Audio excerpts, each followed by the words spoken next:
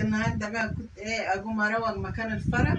اشتريت فرشة، اشتريت كل اوضتي واوضة بنتي اللي ربنا يهنيها ويسعدها العروسة. كنت بقى فرشاهم، كنت فرشاهم قبل الفرح. قلت اشيلهم بقى عشان اغسلهم وكده واروق بقى الاوضتين كده. كنت فرشة طقم الجديد بقى عشان الفرح وكده.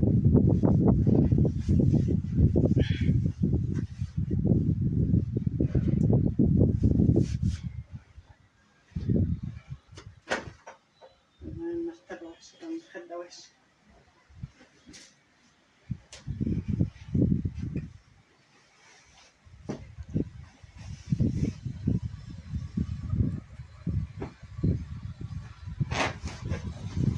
الفرشة دي ده كنت مخيطة تحت عشان ما لهمش مكان على اللاب. وناخد الفرشة دي أخرى.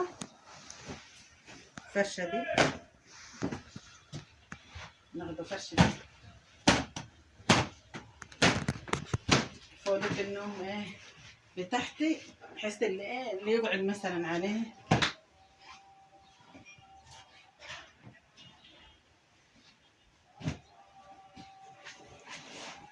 حاطين كرسيين في أوضة النوم.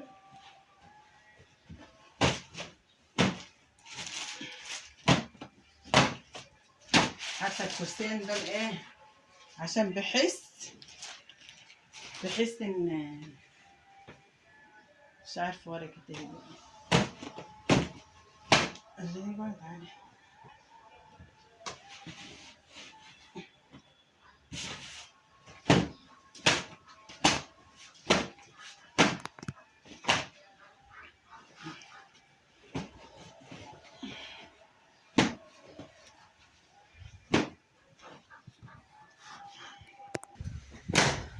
دي صالون، حاطين كرسيين في الأوضة، حاطينهم في الصالة.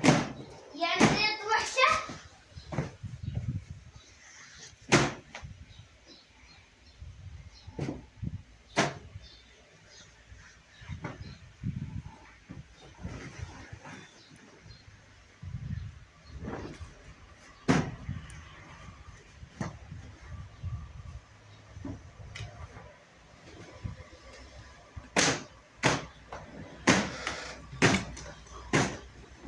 لا، حاطين الخشب لما بيقعدوا يستخدم بضربهم بيه، خوفهم بيه يعني ما بيريحوش.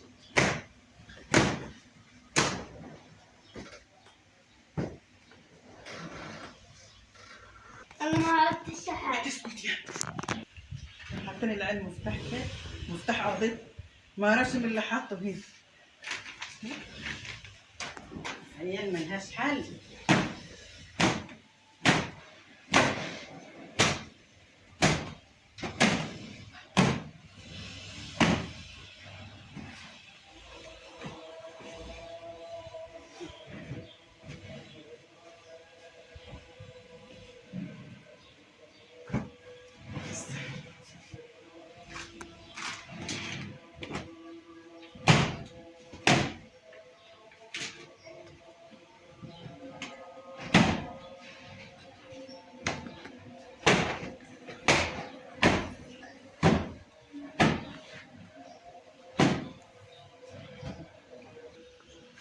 كارت القاعة يعني مكتوب لا حاطينه تحت فرشة الكل. ودي دي مش عارفة بتاعت ايه.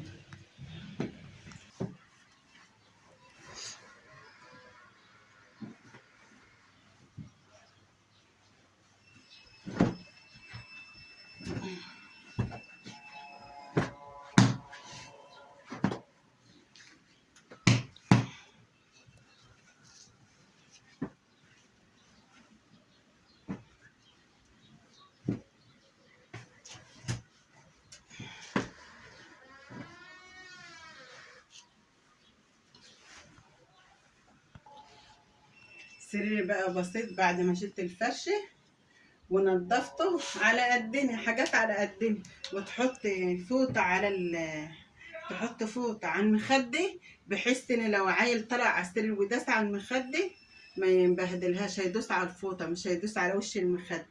اما تيجي تنامي انك شايله شايله الفوطه، عشان تبقى المخده وشها حلو ونضيف. يبقى المخده تحط عليها راسك كده، حاجات بسيطه كده على قدين، سرير على قده كده وحاجات على قدين.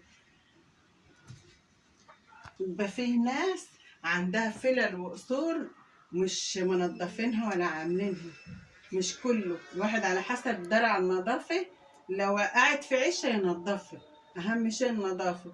وأنا عندي أهم شيء الأوضة اللي أنام فيها والسرير اللي أنام عليه، أهم شيء يكون نظيف جدا جدا. فضلت أغير الفرشة كل يوم عشان الواحد يبقى نايم كده في النظافة.